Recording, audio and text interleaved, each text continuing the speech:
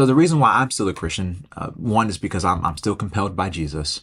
Another thing is that I gave myself permission to be a theological hoe.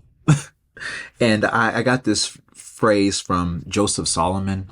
He was a big time Christian artist, poet, and he deconverted a couple years ago. And he's still making YouTube videos about the whole journey of being a Christian at some point, but not being a Christian now. So he uses this phrase that he kind of wished that he would have accepted and adopted while he was a Christian. And that was like the idea of just being open to a variety of ideas.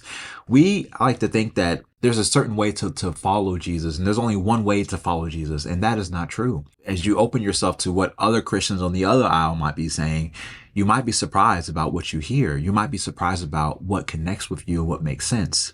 So I have given myself permission to be a theological hoe, which means that I'm not confining myself to one strain of Christianity. I'm trying to open myself as much as I can and to let go of the things that are not helpful at all and to accept the things that are helpful for me and my path and what I believe the Spirit is doing in my life. Something else that's helped me is that since I've been a Christian, I've always been attached to some form of community. And sometimes this community has not been helpful at all, but sometimes this community has been really important and transformative. So that's something else that's allowed me to stay being a Christian. I have Christians around me that are showing me a healthy way to do this thing, a healthy way to follow Jesus and to practice faith. And I'm convinced more so in my life now that Christianity is first and foremost a practice.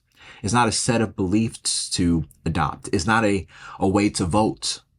It is a way of life. The heart of Christianity is surrendering ourselves to the Father, like Jesus did, and allowing that to guide us and change our lives in radical ways. So this is not attaching myself to a political party. It's not attaching myself to a denomination. It's not attaching myself to a particular set of doctrines and ideas.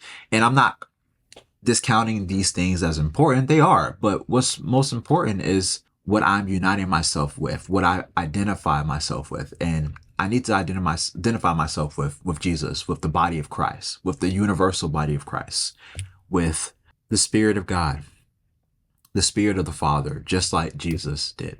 So these are my 2 cents. Those are my thoughts. Let me know what you think in the comment section below.